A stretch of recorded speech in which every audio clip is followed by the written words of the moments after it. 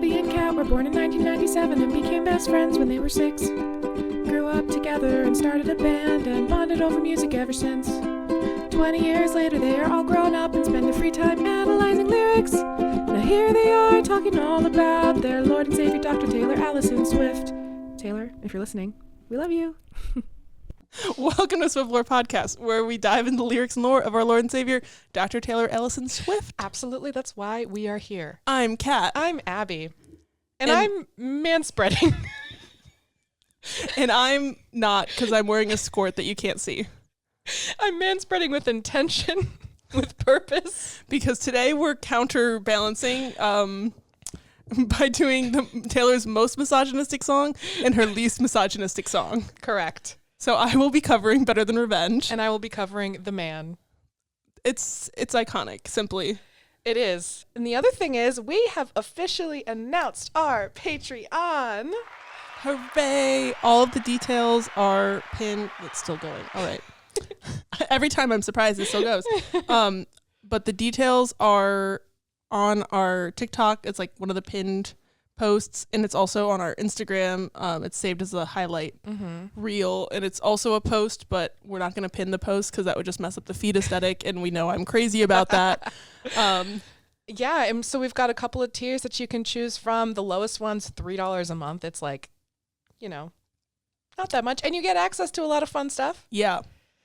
So and the most is 10. So, it's just a little, do you want a little cup of coffee or like a sandwich? Like in a month, it's not really that crazy. And at $10, you get the Swift Lore After Dark folder. And here's the thing. If no one gets to see that footage, people really should see it. It's a lot of like, if you think the episodes are chaotic, think about what we have to cut to make them an acceptable level of chaos. Yeah. So anyway. And also at the $10 tier, your name gets read off every episode. That's true. Which means that if we mispronounce it once, we have a chance to redeem ourselves. Yeah. If I ever mispronounce names, just let us know, man. Yeah. Speaking of man, I'm trying to segue. Go first, or do you want me to go first? Oh, I don't know. I don't care. I kind of want to go first. Yeah, you go first because we'll end on like a feminist note. Exactly. We'll start with a little misogyny as a treat with Better Than Revenge.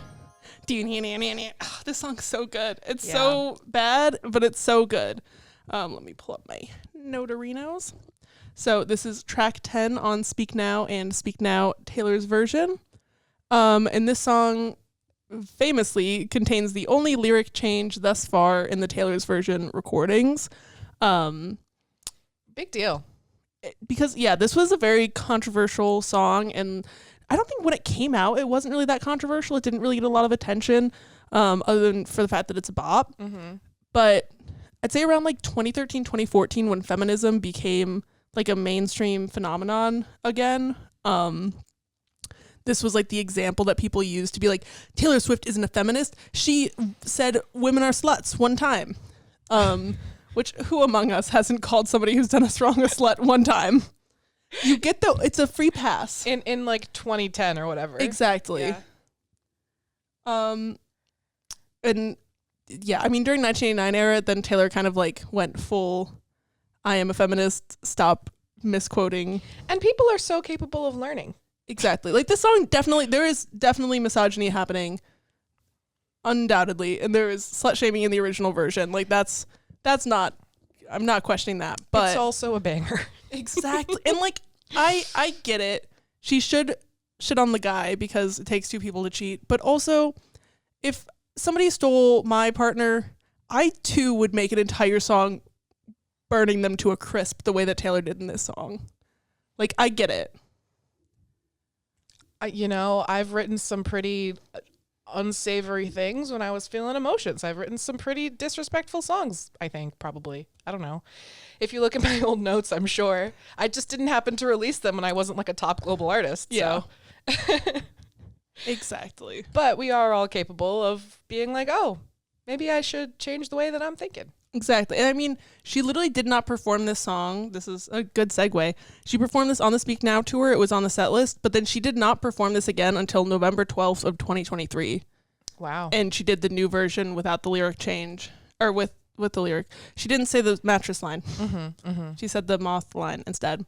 So like, it's kind of like Misery Business with Hayley Williams saying like, we're not going to do that because you guys are right. It's a little misogynistic. And then sometimes they do it as a treat, but they preface it. Yes. Yeah. Or like, you know, Panic at the Disco also has the one line in I Write Sins Not Tragedies that he tends to not sing anymore. Yeah. So it'd be like that. He has the crowd sing it instead. Well, that's the thing, because I feel like we've come full circle where now we've reclaimed. Yeah. It's because we can like have critical thought and be like, yes, it is a misogynistic song, but also let me bop. Yeah. And I know I listened to the song a lot when Speak Now, Taylor's version, dropped, because the song Misogyny and All very much encapsulates the main character of the book I was writing last summer, because she was the worst. So this song was it was on repeat. You know, it makes me think of that quote from Mean Girls, where it's like, you guys have got to stop calling each other sluts and whores, because it just makes it okay for guys to call you sluts and whores. Exactly. And Mean Girls was really the blueprint, I think. Yes. Of getting us all to question that. Why can't we all get along and bake cakes and eat rainbows and such? Eat rainbows? Happy Pride. Happy Pride. Oh, it's not Pride Month anymore for you guys, but you know what? Actually, it's Rochester Pride Month, so fuck you, it's still Pride. It's always Pride for me. Because we're queer. Oh, I was going to do a noise for it. Oh, what noise? I was thinking... Uh-oh. Oh, no. No. All right. Time to be queer. Everyone, dance break. Dance if you're gay. Dance if you're gay. Stay still if you're homophobic. It's like we have to get to the dog. Hold on. we have to get to the dog's important. Hold on, listen. Okay, thank you for that. An icon. Okay. Thank you for that. All right, I'm fading it. No, it's still going. Okay, sorry. It's okay. We're done. We're done. Right. Anyway, I hope you guys danced. if you're, you know. And if you don't dance, then you're no friends. Because all my friends are gay. Okay. I'm looking at my notes. I'm narrating what I'm doing. I'm still jet lagged and I shouldn't be. I just was tired on vacation. I had like a 16-hour travel day coming home. It's fine. Yeah, that was rough. So I definitely listened to this in a misogynistic way when I was younger. But it's okay because now I'm a feminist. I have a personal connection that involves you. Oh no. Because the first time I heard this song, you sang it. You sang it too. It was at a party.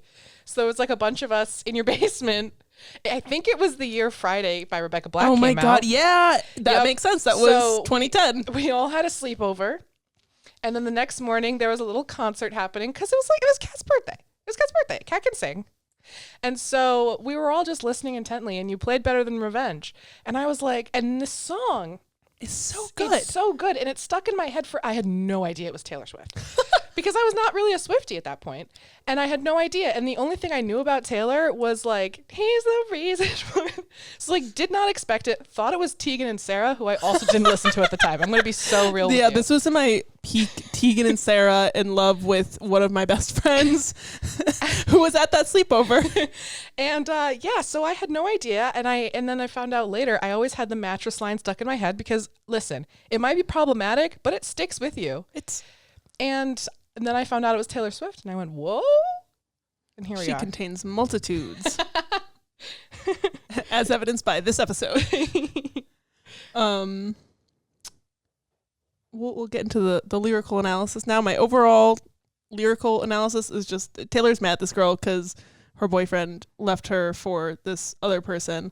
And I feel like this is also like was written before. Like now there's a prevalent thought process of like somebody can't be stolen. They have to choose to cheat or choose to leave or whatever. But like now we have that like social awareness and it's always been true. But like at the time that wasn't something that people thought about because of the internalized misogyny. Yeah. So like Sabrina Carpenter, I'm a homewrecker, I'm a slut. Yeah. Now go stand in the corner and think about what you did. It's so, oh my God. It's so good. It's so good. I'm so sorry. I wish it wasn't as good as it is. Listen, if this song wasn't a banger, it would be so easy to let it go. Mm-hmm. Like, there's misogynistic songs that I'm just like, I'm not going to listen to that. Like that, I don't know. My brain went to the Abigail Breslin song, but that one's not misogynistic. She just was shitting on Michael Clifford. Oh, Love that Abigail man. Breslin. If we ever meet, I must tell you the tale of how you stole my life. Identity theft isn't a joke, Jim. Literally me and Abigail Breslin. Anyway, that's a story for another time. So now go stand in the corner, think about what you did. Immediately, like, you're seeing Taylor speaking to this other person, like talking down to her and like talking to her as if she's a child. Like, here's the first little like hint of like, this is not going to end well for you. Go sit in the corner and think about what you did. Like, you're in timeout and you're going to shut up, sit down, listen to what I got to say. You're not going to like it. And then she goes, time for a little revenge. Yeah, we know, Taylor. The story starts when it was hot and it was summer, and she said, I'm spilling the tea. I'm here. Let's set the scene. She loved storytelling and like fairy tales in the Speak Now era. This is like what a fairy tale would look like if the evil queen got the guy at the end instead of the heroine. It also just, I love the way she tells the story. It is just like so, it's not that eloquent. She's just like, it was hot and it was summer and it was like, she's just explaining it like a teenage girl would. Exactly. This is like she's like, so story starts, it was hot and it was summer and I had it all. I had him right there where I wanted him. Exactly. Like it's so teenager. I love it. Exactly. It's also like the parallel between this and Misery Business with Misery Business. Like, I got him where I want him now. Mm-hmm. She came along, got him alone, and let's hear the applause. She took him faster than you could say sabotage. That line's great. Like, she's just like, cheers to you. You got him alone for like 5 minutes and he broke up with me and is now dating you. Like, even that's a great feat, slut. Faster than you can say sabotage, though. Oh man, this song rocks. Because also the sabotage also implies that her and this girl were kind of friends in some way before like she took the boyfriend. So to me, like, because you can sabotage a relationship when you don't know both people, but like, I don't know, just something about this is so personal. It's like, there's obviously the betrayal of like her boyfriend leaving her for this other girl, but there's also the like, I thought we were on good terms and then you stole my boyfriend. Dick move. This song, I feel like is sort of connected to Girl at Home from Red, because there's that one part in the song where she says like, maybe I would have been tempted if I hadn't once been just like her. Yeah. And I think that this is what it's referring to. That makes a lot of sense. Maybe. I never saw it coming. Wouldn't have suspected it. I mean, this is an angry song. This is Feminine Rage. Oh, which we love. This is on my Female Rage the Musical playlist. And Taylor's back in her Feminine Rage era. She is, and we love that for her. Like, Speak Now and Tortured Poets are sister albums in my little Female Rage brain. Say it louder. So, just get real close to the mic. I didn't like that. All right. But yeah, I think like this line that I never saw it coming, wouldn't have suspected it, shows like the pain that's behind the anger in this song, because like you don't expect somebody to cheat on you usually. I mean, unless you have like pre-existing trust issues, like you're not expecting that somebody's going to cheat on you, someone's going to betray you, someone that you think is a friend is going to steal your man. Like, dude. And I never saw him as a threat until he disappeared with him to have sex, of course. Yeah, exactly. Wow. Exactly. Wow. I underestimated just who I was dealing with. She didn't know that she wasn't dealing with a girl's girl. She didn't know she was going to break girl code like that. Girl. She had to know the pain was beating on me like a drum, but she underestimated just who she was stealing from. She said, and this is a threat. Because, like, during debut era, there's, like, a famous clip of Taylor talking about, like, you know, like, it's debut and Fearless. She kind of talked about how, like, if a boy breaks her friend's heart, like, she's going to write a song about it. Like, she's going to, like, be honest and she's going to be mean. Like, what, like, she said that very much in debut and Fearless eras. But, like, I guess this girl didn't, like, compute that if you wrong Taylor, in a non-relationship way, she's still gonna write a song about you. Right. She's not a saint, and she's not what you think. She's an actress. Whoa. Like, I know it's misogynistic, but like, it's so good. Me every 5 lines in this song is just like, there's also like the like, she's not a saint, she's not what you think, like that. You know when you meet someone and you're just like, the vibes are off and I don't fuck with you, I don't like you, and I can't explain why, so I'm gonna be nice, and then they do something and you're just like, what did I say? No, because here's the thing, like, this song is slut-shamey and misogynistic, right? We know that. But also, it's possible for women to be not great. Exactly. I hate to say it. Writing well-rounded women sometimes means writing women who are the worst. Exactly. And that's why the main character of my next book relates to this song, because she's the worst. She's literally a serial killer, so like it's not. But spoiler. It's not a spoiler. For this future book. Spoiler for a book I have only written the first draft of. It's fine. It's fine. But this girl isn't the worst because she slept with this guy. She's the worst because she broke girl code. She broke girl code, and also like she pretends to be something that she's not. And that's, I think, really what Taylor is calling it. Like, she's an actress, you know? Yeah. Maybe it's her profession. Maybe she's just a liar who lies. It's possible. It could go either way. And now for the line that was changed in the original song, it's she's better known for the things that she does on the mattress. Whoa.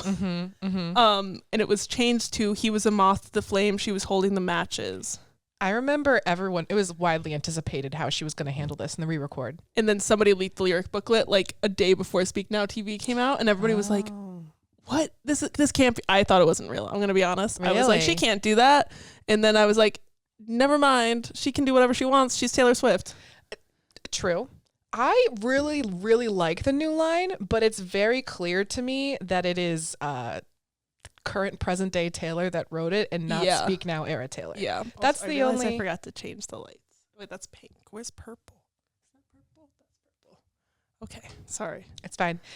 So that's the only thing about the line that I just feel like it's a little disjointed with the rest of the song, but I do like it. Yeah, I mean it works. It like took a while to not sing the slut shamey version. It's like, we get to have a little misogyny as a treat, but you guys took it too far, so then she took it away. She took away our little treat of a little misogyny. She said, you guys cannot handle your little treat, and you're done. You're done with your little treat. You're done.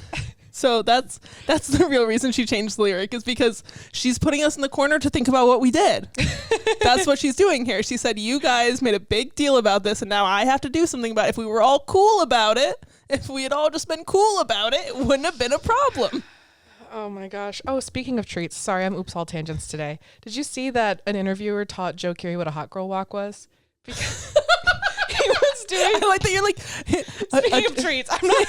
You're like, a treat. Here's a fun fact about Joe Keery. No, because there's a reason. So basically, he was talking about how he takes a lot of walks and he loves like stopping, getting coffee or whatever. And they were just like, oh, so a hot girl walk. He was like, what is a hot girl walk? He's so chronically offline, unplugged. Exactly. And they said, oh, so it's basically what you do when you take your little mental health walk and then you get yourself a little iced coffee on the way home. He's like, oh yeah, dude, I do that every day. Joe Keery, for Joe Keery and his hot girl. We always knew he was a hot girl. Ben knew. Soon she's gonna find stealing other people's toys in the playground won't make you many friends. Like, again with the childish language, like the intro is she's like discrediting this person entirely by being like, she's just a little baby and she thinks that this is playground stuff, and it's not. It's real fucking life. You can't betray people and then expect there to not be consequences for your actions. Right. I feel like I saw, like, not this exact scenario, but like similar things in college where like people would do stuff that they had done in high school to their friends that they had known like their whole life, and then you're just like, I'm not gonna fucking be friends with you if you talk to me that way. Yeah. But there's definitely a lot of friendships in college that I ended because I was like, that's not a normal way to talk to people. And they'd be like, what are you talking about? Like, my friend who I've known since I was in diapers is fine with it. And I'm just like, cool. You just like are in the other half of my room. I don't know you. Yeah. There's a lot to be learned when you're growing up, I think, because cattiness among women is just so rampant in high school and college. I mean, you just have to learn how to approach these things in a healthy way, in a respectful way, and that comes with time. Yeah. I remember like dealing with mean girl stuff in high school, and my mom was like, I wish that I could tell you that it stops, but it literally doesn't. It's so true. It just changes it still form. happens. Yeah, it does. Yeah, nothing quite like the teenage years, though. Yeah, no, because I'll that's say. like, you don't have to be subtle about it. Yeah. When you grow up, there's at least subtlety, so you can just ignore people. Yeah. Or just be like, oh, I don't know what you meant by that. Right. That's one of my favorites. Can you please explain it to me, actually? It's like, oh, I don't get why that's funny. I so support just ruining the vibe when people... Ruin the vibe, Yeah, because just ruin they it. started it. Yeah. And you started it. You started it. Okay. She should keep in mind, there is nothing I do better than revenge. Another threat. And then she goes into verse 2, which is a fucking frontal attack. It sure is. Verse 1 is just like, all right, I gotta set you up for this. Like, you gotta know why verse 2 is gonna be so fucking brutal. So verse 1 is like, she stole my boyfriend. She was my friend. I didn't know she could be that evil. And then verse 2 is like, Speak now, Taylor. I hate the way that you walk. I hate the way you talk. Like, You're just mean and a liar and pathetic. No, literally, I was alone like, in life. Between this and mean, like, this Speak Now is just evisceration 101. Yeah, or the one in Forever and Always where she says something about scared little boy, tail between your legs, whatever. Yeah. Yes. She looks at life like it's a party and she's on the list. She's like, you're just a Nepo baby. You're like, you're privileged. You're spoiled. You're privileged. Yeah. You always think you're going to be invited. Like, every room that you walk into, you think you belong there. And like, that's just not a normal thing that people feel generally. And it's just like, looks at life like it's a party and she's on the list. She looks at me like I'm a trend and she's so over it. So over it. Like, 2 lines of this verse, and Taylor has like so clearly broadcasted the exact type of person this is, because everybody has met someone like this who's just like super overconfident, thinks that they like belong everywhere that they are, even when like they're not good enough to be there, and like it just looks down on you when they don't have a leg to stand on. The only way they can look down on you is by putting you down, so they do, right? Because otherwise people would realize that they don't belong where they are. I think her ever-present frown is a little troubling. Like, resting bitch face. She said like, resting bitch she face. said resting bitch face, and also just like the idea that like nothing is good enough to make this girl smile. Like, ever-present, like it doesn't go away. She's always frowning. She's always miserable. Which like that kind of gives the vibes of the people who are like too cool to be interested in stuff, which are like the most boring people ever. Yeah. Be interested in stuff. Oh my God, be passionate. Be passionate. And if people say like, on things. That's literally like one of my like dating app profile things is like, you're just like me if you hyperfixate on things. Yeah. Like, and then people tell me their hyperfixations when we match. It's so fun. We need to be more free in talking about things that we're interested in. Exactly. Instead of worrying about whether or not we're going to be perceived. I don't care if you perceive me. I'm still going to be all in. Exactly. Perceive me however you want. That's your fucking problem. She thinks I'm psycho because I like to rhyme her name with things. Taylor is not like other girls. She rhymes. Okay. But like, what's this girl's name? There was like, I wasn't on the side of the internet that was speculating on it when Speak Now came out, but like, people think that there's something in the song that like rhymes with her name. I can't remember who it supposedly is about because I literally don't care. Her name is Revenge, actually. Oh my God, it's actually Avenge. It's the Avengers. This is a call out for Tony Stark himself. Oh my gosh, Tony, she's Team Cap, you know? Aren't we all? Fuck the Accords. Anyways, I've re-entered my Marvel phase if you need to know where my mental health is at. But sophistication isn't what you wear or who you know, or pushing people down to get you where you want to go. Exactly. So like, again, with people who just have to put other people down so that they can feel better about themselves, worst kind of people, like Taylor said, like the worst kind of person is somebody who makes you feel bad about being passionate about something. So, you know, and this is the part where I was just like, this and mean, she's like, this is the precursor to No Body, No Crime. The signs were there. Exactly. They wouldn't teach you that in prep school, so it's up to me. Is again with the like call out class issues, which he also did a lot on Red. Just an interesting little moment. But no amount of vintage dresses gives you dignity. Like, you're a bitch, no one likes you, you have no self-respect, you have no dignity, and you can pretend all you want, but it doesn't matter. Like, honestly, the second verse of this song is so fucking, like, attack heavy. The bridge is just, like, a threat. Like, to me, because she's like, verse 2, she's like, you don't know who you're messing with. Verse 2 is dismantling everything that she loves about herself and telling her why she's a fake. And then the bridge is just like, I'll always have the last word. And it's like, that wasn't the last word. Because I'm just another thing for you to roll your eyes at, honey. Like, because this girl doesn't see Taylor as anything unique or special or even like a threat. Like, she never saw her as a threat, including now. You might have him. In the you might, like, there's also the same, like, you might have him, but like, wait till whatever happens. Right. But also like the idea of like, you might have him, but like, if somebody's that easy to steal, it's going to be just as easy for somebody else to steal him from you. Like, you know, there's that thing that they say about cheaters, like, lose them how you got them. And that's kind of the concept that I feel like she's hinting at here. And then I wrote, pointing out that he's a slippery little sucker. He's a what? A slippery little sucker. The iconic line from the same actor who was in Pretty Woman and Princess Diaries. Right. Yes. That's one of my favorite go-to fun facts. And then she says, I'm just another thing for you to roll your eyes at, honey. You might have him again, but I always get the last word. And she sure is getting it. And then she goes, whoa, whoa, whoa. She's not a saint and she's not. This song is just like, the instrumentation is so good. Oh, Taylor, can you just write a bad song? Please, just one time. Taylor write a bad song challenge. Impossible. Well, she did write me. Kidding. Oh. It's not a bad song, I just don't like it. Anyways. So then she does the chorus again, and then she has an outro. Do you still feel like you know what you're doing? Because I don't think you do. Like, just imagine you're sitting there and you listen to the song and you're like, oh my God, Taylor Swift came from my throat. I am bleeding out. Like, I'm dying in the trenches. And then it's just like, so, do you regret stealing my boyfriend yet? You stupid little bitch? Do you regret it yet? Because I feel like, you know, maybe you do regret it because I don't think you know what you were doing. And now you know. Now you know.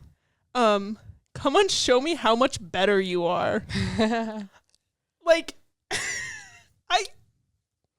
I wish that the other person she had made this about was a musician because or just like in any way an intellectual like level to Taylor Swift, because it would have been a Drake Kendrick. Exactly. Like, I want there to be Drake Kendrick level beef between Taylor Swift and whoever this other girl was in 2010. Where is she? Who is she? I literally don't know. I'd love to know. I mean, we don't want to know. We don't care. We don't. But you know, she's irrelevant. I know we always say men are irrelevant, Taylor Swift is forever, but it's just other people are irrelevant, Taylor Swift is forever. The thing is, I'm just curious. I thought you were gonna say I'm just Ken. You know, I almost wore my Alan shirt today. It would have been fitting. I know it would have been fitting, but then I didn't. Fair enough. This is new and I like it. Sorry, I was looking at my actual note for "Come on, show me how much better you are." I said, "That's so fucking mean. I love it." And then she ends the song with, "She took him faster than you could say sabotage." Amazing. Which, like, we talk sometimes about how like she brings things back to the first line of the song, but she didn't do that. She brought it back to the part where she starts eviscerating this person again. So she's like, let's run it back, bitch. This is like the most times I've ever said bitch on the podcast, but I felt that there's more coming because the spirit of Better Than Revenge has possessed me. And now I'm not like other girls. I enjoy sport. Enjoy sports ball. I enjoy sports ball, and I wear sneakers. There's going to be a lot of bitch on the pod today because my song says bitch twice, which is more than I think like any other Taylor Swift song. Fair enough. So anyway, my discussion question is, what is the pettiest revenge or sickest burn that you've ever given out? Oh. I'm not a very vengeful person. I really try not to hurt people's feelings. I wrote down examples. All right. For me? No, for me. Imagine if Kat was like, here's all the times.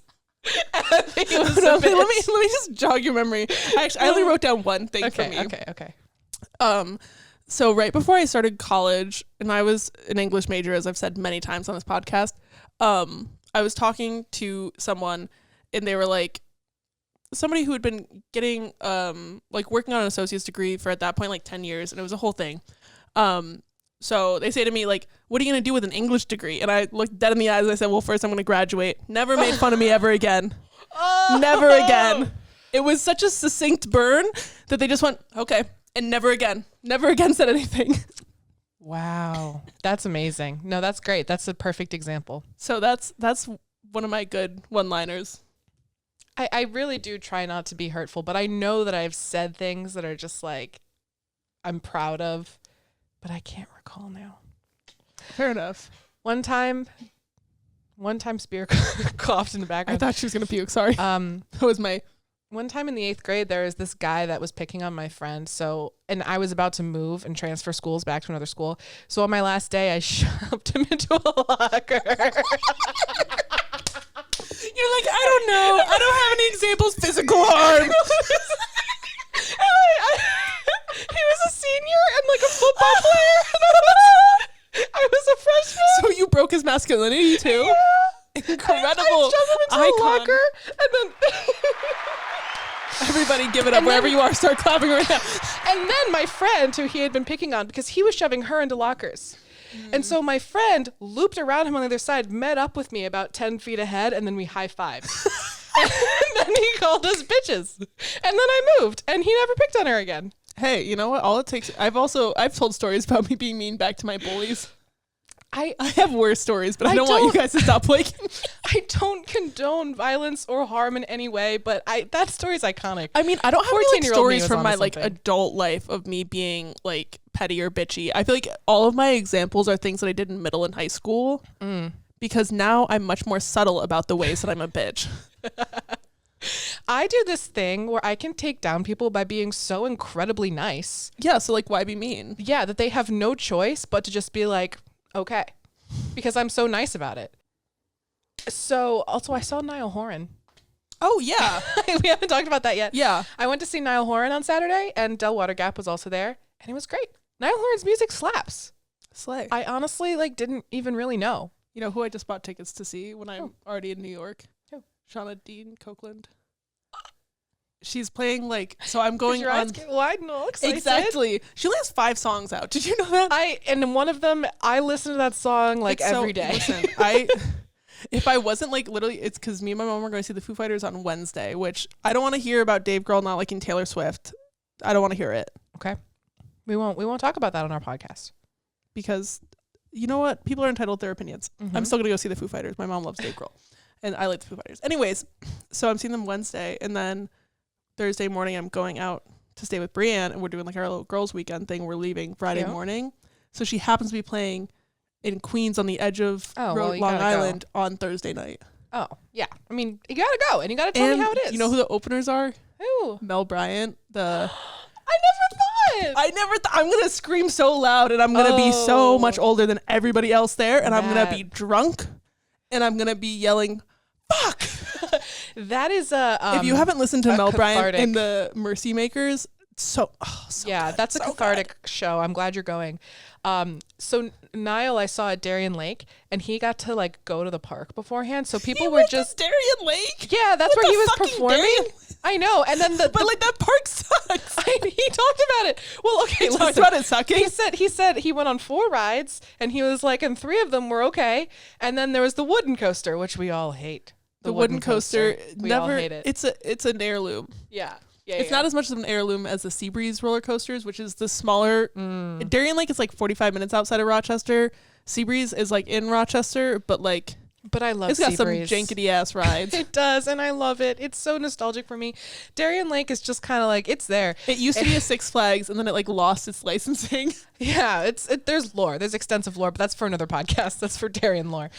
And anyway, so Niall went on all the rides, and there were just other people also there. Like, imagine you're just like at Darien Lake, because also it's pretty normal for people like when it's nice like this time of year to go to the park before a concert. Yeah. So like imagine you're like, oh, I'm gonna go see Niall, so like we'll go early and go on the rides, whatever. And then like Niall is also just on the there. rides. I would lose my mind. That's so great. I'd be like, how am I gonna be cool on this roller coaster? I giggle on roller coasters because when I get really, really nervous, I laugh.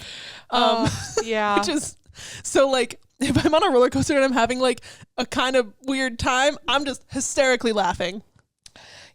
Like I'm just I cry, which again the cancer showing, but like he's just a nice guy. He was just so nice. He kept thanking us. He did he stopped his concert so he could like read signs, and he like signed things, and someone knit him a cardigan. I love that for him. Anyway, I love Niall. I'm not afraid to say it.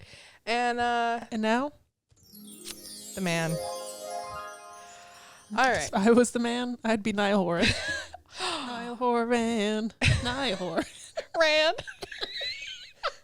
I know that's not how you pronounce his name. Please don't come for me. I know. It's a bit. It's a bit. Oh my gosh. I was not in the trenches of 2012 One Direction. Nothing. I don't know. I think I've been listening to his album on repeat. I don't know. This is really like it hit. That's all I'm gonna say. I know. All right. So I have a lot of front matter for this. Like I have a lot of notes, and then the lyrics less so, because it's just the lore and like the themes of this song, right? We love a bit of lore. This is the 4th track and the 4th single off of Lover. Her 7th album was released August 23rd, 2019. I remember listening to this album in my dorm room, which is just super cute. Mm-hmm. This was written and produced with Joe Little, and it peaked at number 23. That's wild. On the Billboard Top 100. Because he co-wrote Pure Heroine. Did he? Yeah, I believe. That's cool. Well, this is if Wiki is to be believed, which if I've learned anything from last week. I feel like for like writing credits, Wikipedia is usually right. For like fun facts. Fun facts, it's give or take. Beth. This song was written about her mom. Sorry, that's a call out to last week's episode if you didn't watch the Multiply episode. But it peaked at number 23 on the Billboard Top 100, which I wrote down because 23 is Kat's favorite number. Also, the album came out August 23rd. Wow. Easter egg. Lover is for you and you alone.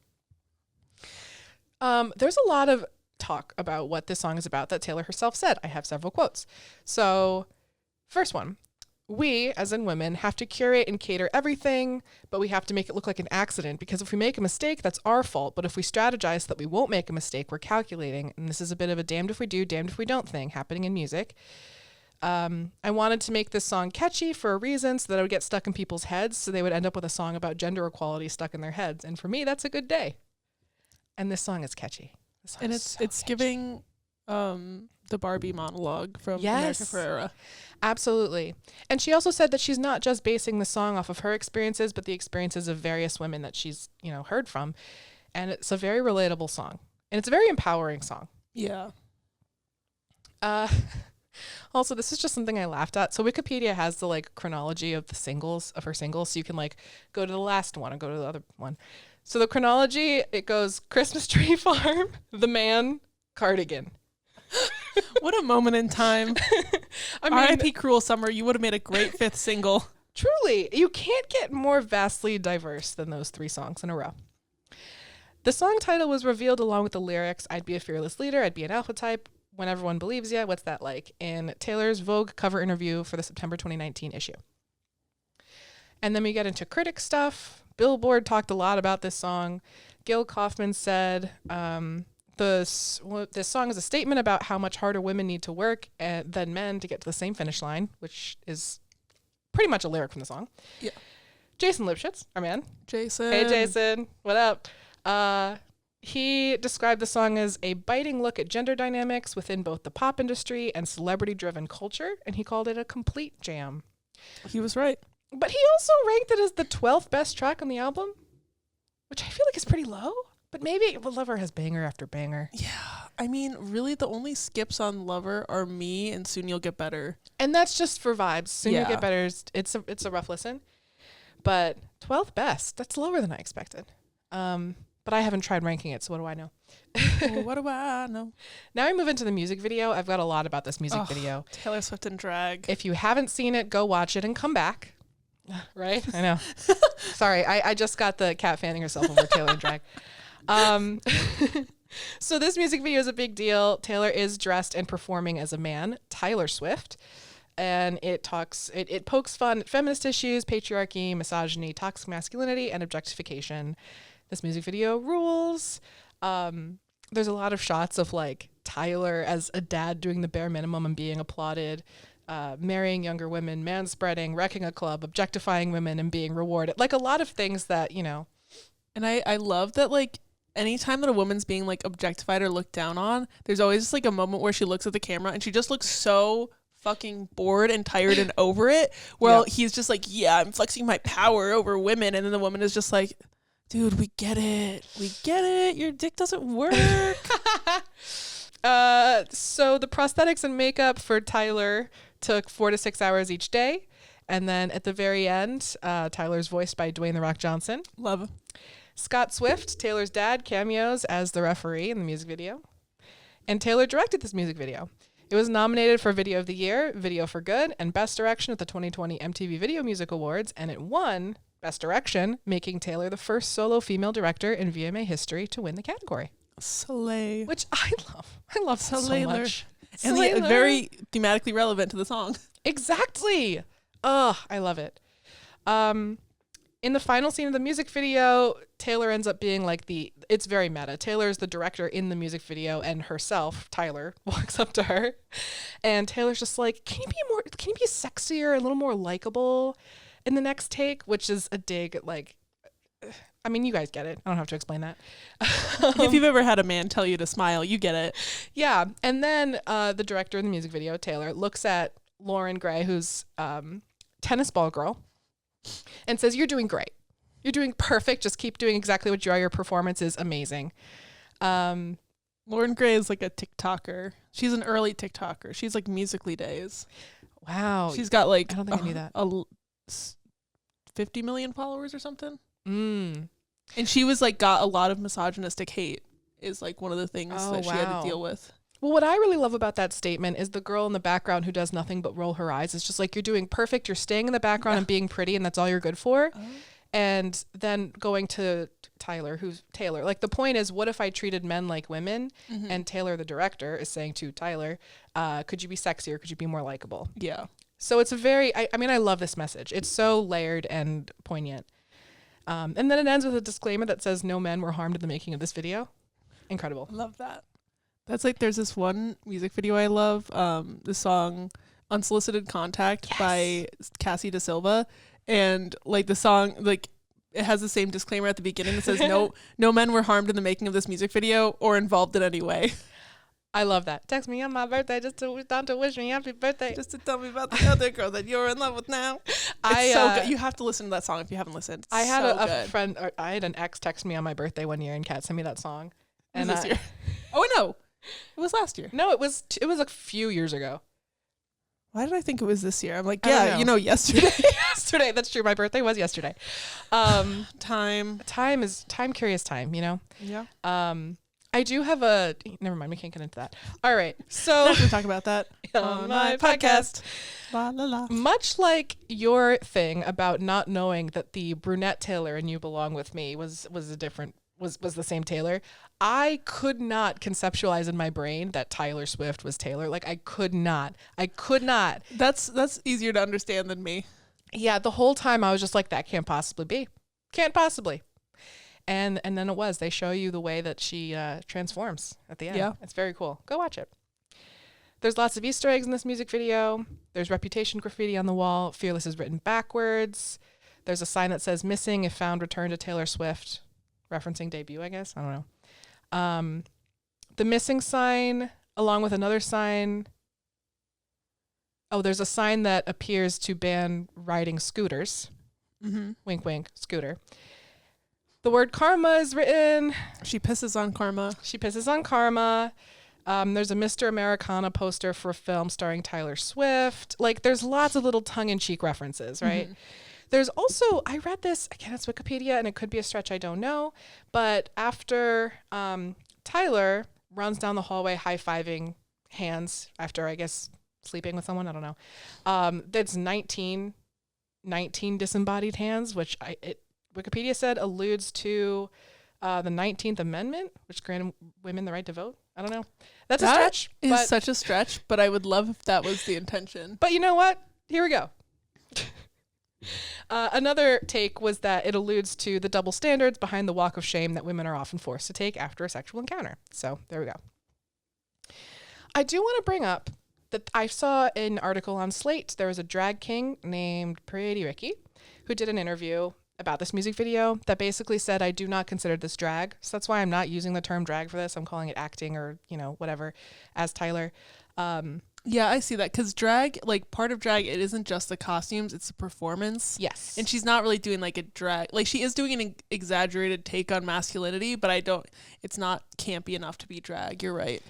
Yeah. So that was one thing. And this person, and please do not criticize this person, but he was like, I'm not a fan of Taylor Swift, but did mention that she did a great job portraying a man. So I love the credit where credit is due.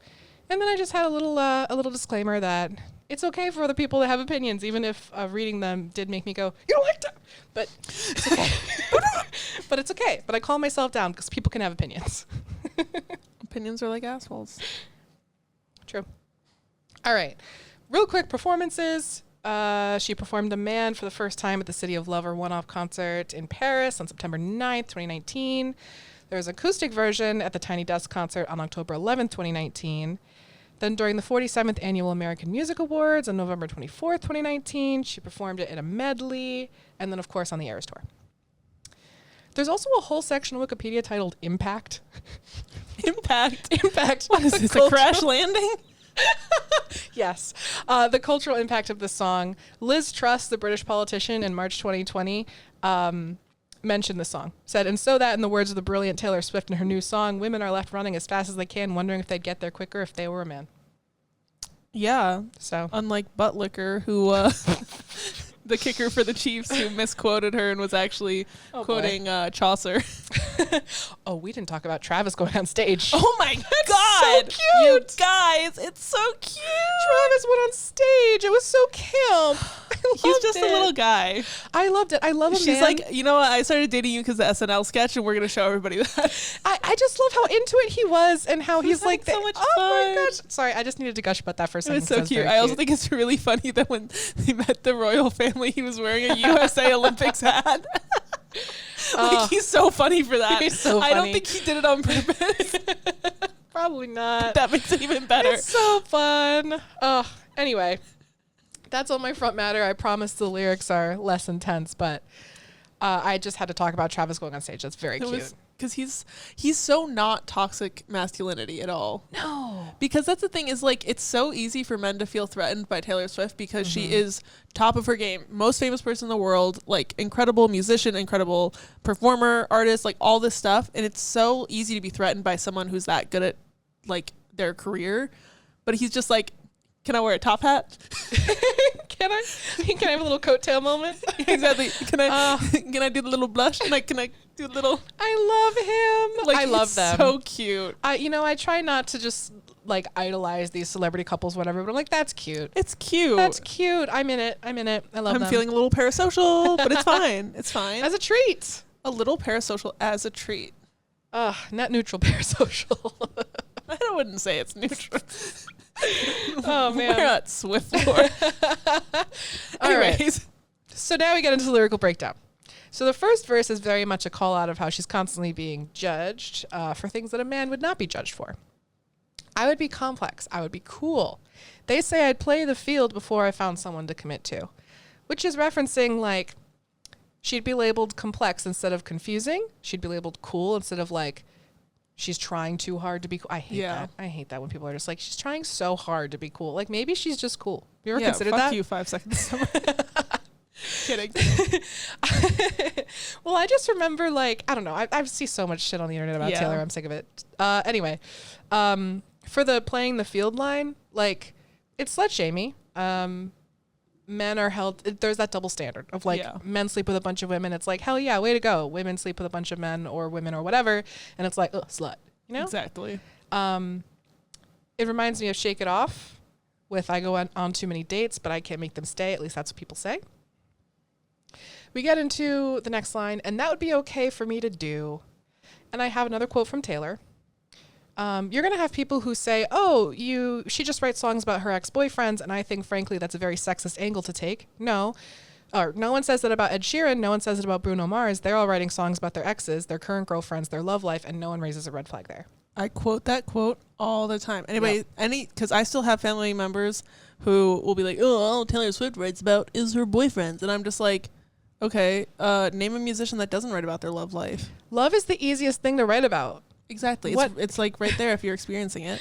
Can't relate, but love that for her. And also, like, it's something that we all can listen to and pull from and connect to. So, like, why would you not write about your love life? Exactly. And she's so good at it. Like, right. What's the problem? Ugh. Anyway.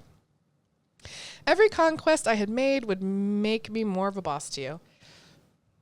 Again, with the double standards. So then we get into the pre-chorus.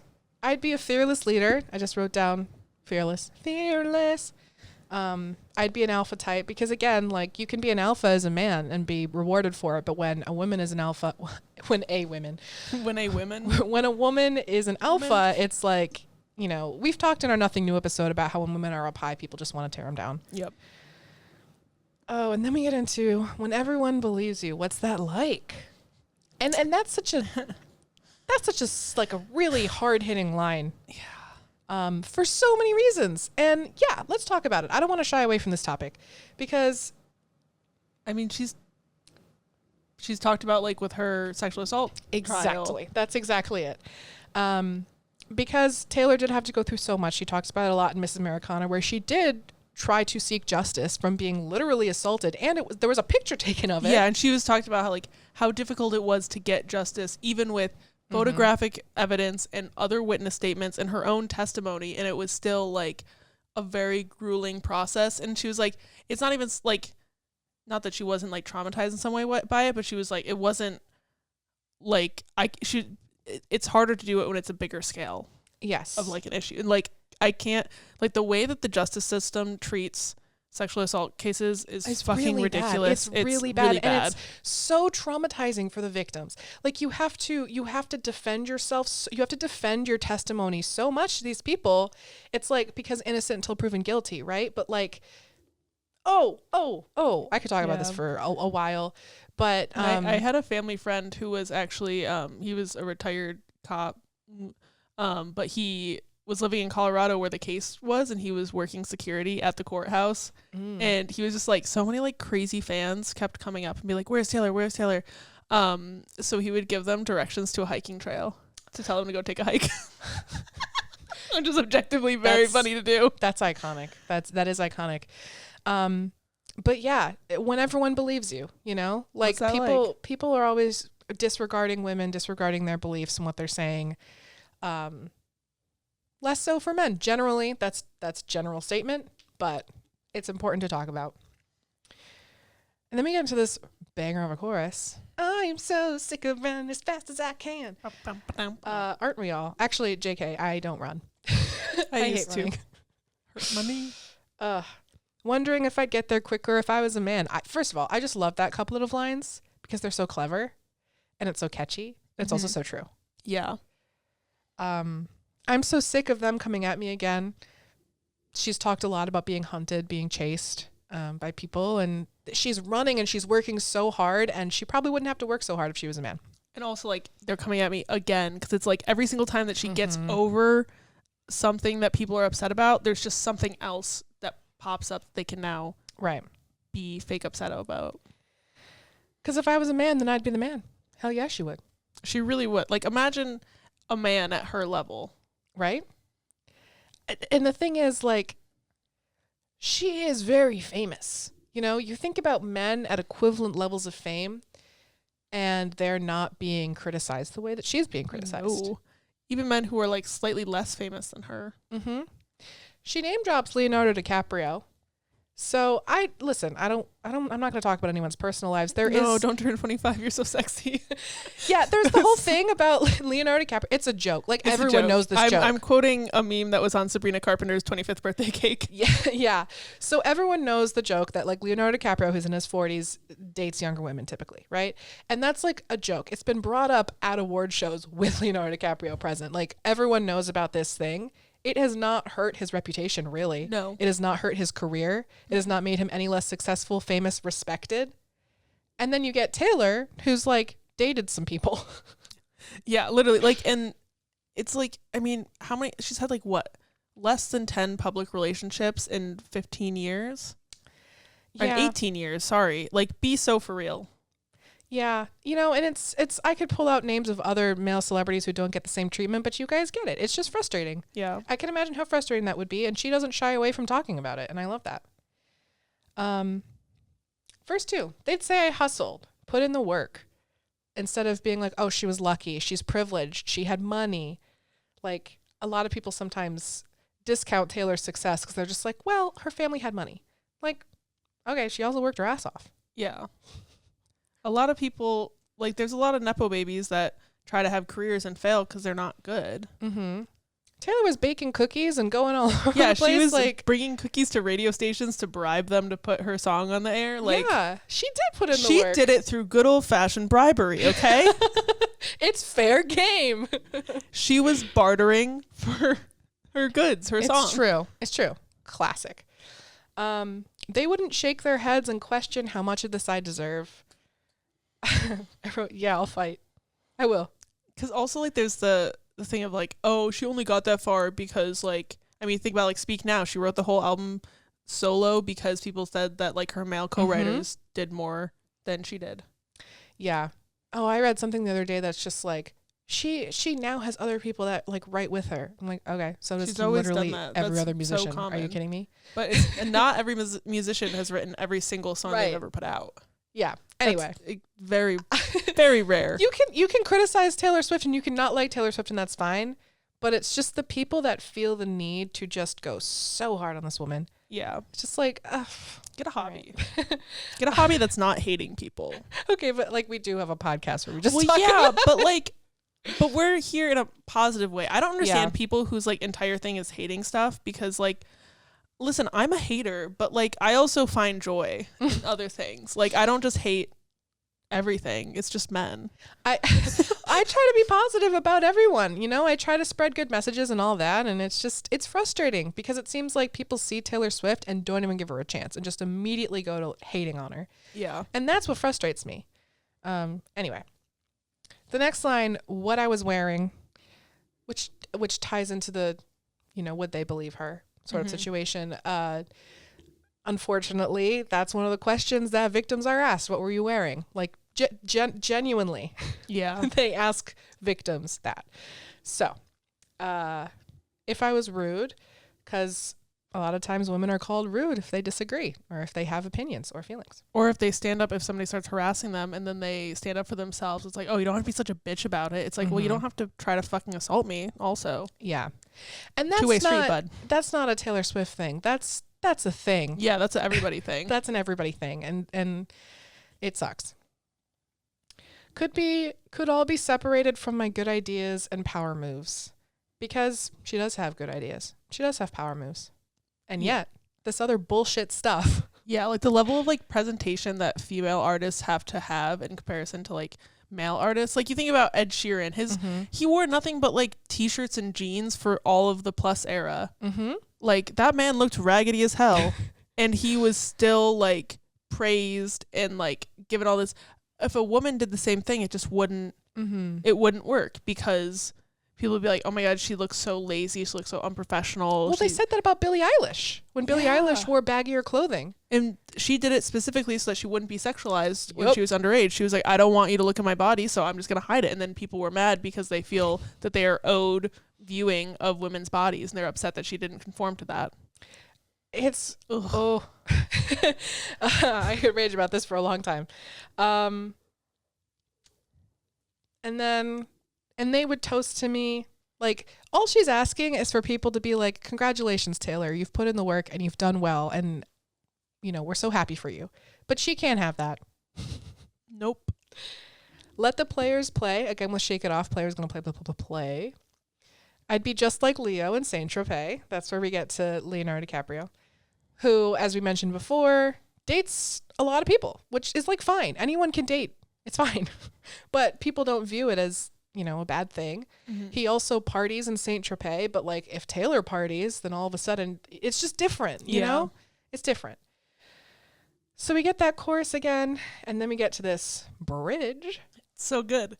What's it like to brag about raking in dollars and getting bitches and models? Ugh. Because Taylor could get bitches if she wanted to. Yeah. I mean, look at Travis. I just love the way that is. I love in the Miss Americana documentary where you see her come up with it. Yeah. It's so It's cool. just like, and like the rhythm of it is just so good. It's like getting bitches and model. Like it's so good. It's so good. Oh man. That line about what's it like to brag about raking in dollars. I have a little mini soapbox to get on about that. Because box out. thank and you're you. up there. Because it is seen as so horrible when women talk about their achievements. I don't like the word bragging. I don't like the word arrogant, honestly, because like, okay, so it reminds me of in school, I had to take a personality quiz about different traits, whatever. One of them was modesty.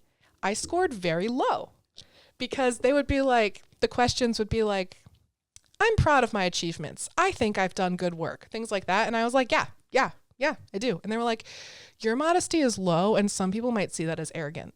And I was like, all right. Well, then I don't like those people. Problem solved. Here's the thing. I spent like 23 years of my life not thinking much of myself at all. And I've worked really hard to create the life that I have. So I feel like I've earned being confident. Yeah. But it's not, why is it telling you you're arrogant and not confident? Exactly. What's wrong with being confident? As Demi Lovato once said.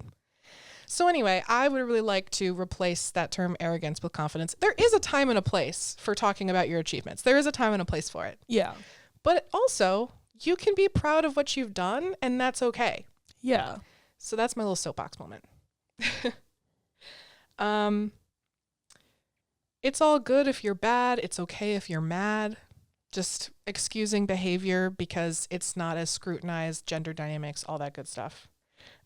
Oh, we got another soapbox. It's a quick one. It reminds me of the show Breaking Bad because Walter White is literally bad. He's not good. He's not good. He's not good. We can all say that. We can all see that. But he's the main character, so we really sympathize with him. And his wife, Skylar, the actress, was getting death threats because they didn't like her character. They thought she was a bitch. And I just want to say that Walter White is not a good husband. He literally got cancer and then said, I guess I'll sell drugs. Like he's bad. He's really bad. And if you've seen the show, kills you know people. how bad he gets.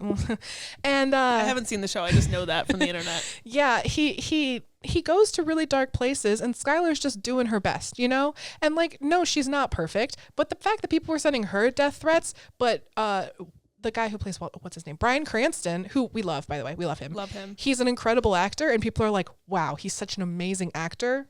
Just gushing all over him. And then Anna Gunn, who plays Skylar White, is getting death threats.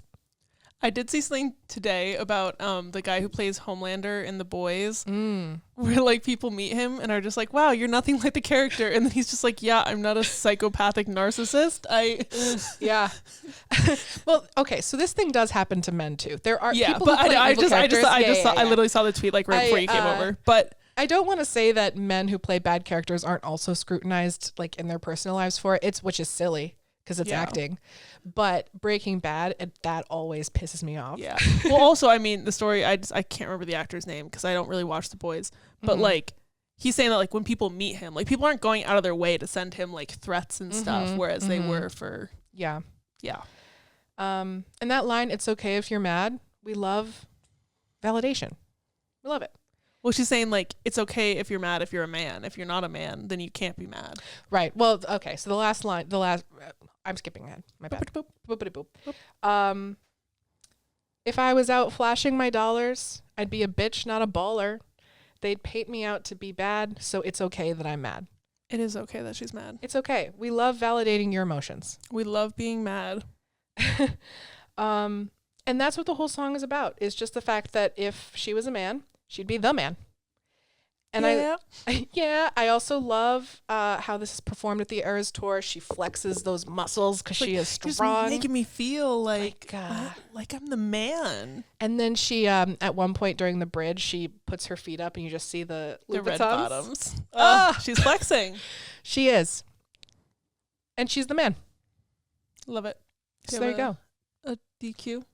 Are you a man? Are you a man? What's I want you to brag about something. That's what I want. Brag about something. Yeah. Tell me something about yourself that you're proud of that you can brag about to me right now.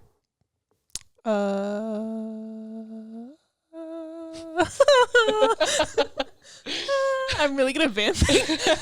No, I'm almost ready to publish my book, and I did some really intense edits in my last draft. Like, I changed some major plot points, and my editor was like, "Good job," and I was like, "Yay, external validation." That's amazing. I'm so proud of you. I'm very excited. I'm so close to being done with my summer courses. Yes. And then I have like 6 weeks off.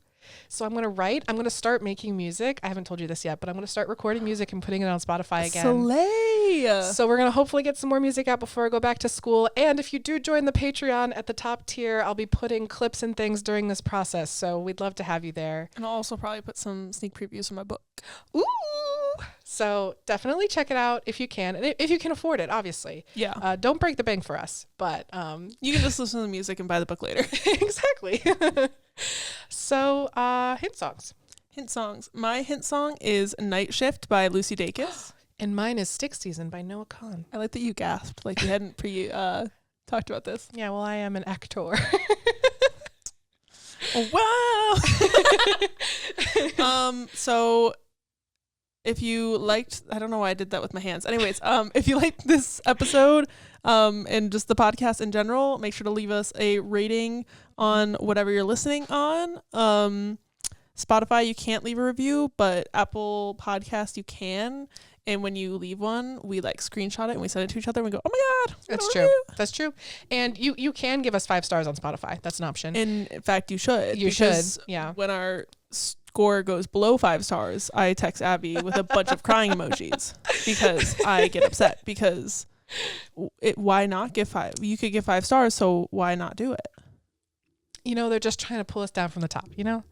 If I was a man. Now that we're men, we have facial hair. Anyone? I don't have to be a man for that. It's just called hormone imbalances. So anyway, so on Spotify, we've got polls, we've got questions on Instagram at SwiftFloorPod. And on TikTok at SwiftFloorPod. We've got more content for you, so go check it out. Follow us.